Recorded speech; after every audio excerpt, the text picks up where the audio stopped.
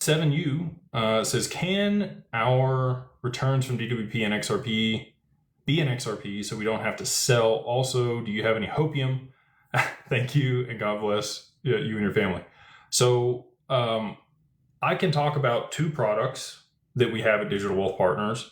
I cannot talk about the other products that we have at Digital Wealth Partners. I can only talk about the returns on those two products. I cannot talk about the returns on the other products. It's not because I don't want to talk about them. It's because I legally can't talk about them. So the two products that we have that I can talk about are the income fund and the growth fund. These are the original ones.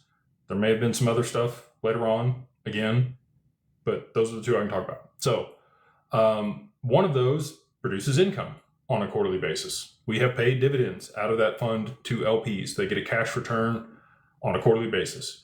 If there aren't any cash returns for that period because the way that it's invested underperforms, then there's no guarantees of returns on any of these. We run them in real strategies, and there's risk associated with the investments, and that's why both of them require accredited investors to be able to participate. So on the income fund, it's cash. You could use that cash to buy more XRP, but to your point, you are going to have tax implications for that distribution that you're going to receive on a quarterly basis. The growth fund, however, continues to compound your XRP while it's in there. If you take XRP back out of the growth fund, the contribution, putting it in and taking out, are not taxable up to the amount that you put in. Okay? So let's say you put in 100 XRP. The minimum is much higher than that, but we're just going to use that for easy math, okay? And over the next 3 to 5 years, you double your position in XRP. That's not completely unreasonable. It could absolutely happen if the strategies perform well. And so let's say at the end of 3 to 5 years, you have 200 XRP in the fund. You could redeem the first 100 XRP with no tax implications and leave the other 100 in there to continue to compound.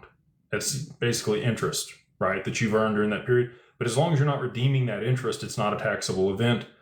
We want to work this out, over the next 3 to 5 years, probably sooner, ideally sooner, where we tokenize the funds. And if we're able to tokenize the funds, it would be an issued asset on the XRPL, and then you might be able to take that over to the borrow-lend protocol and get a loan against your position in the fund. You would be liquid, right? And then you can allow that to continue to compound and grow over time, without having any tax implications. We want to create all the solutions to be as tax efficient as possible.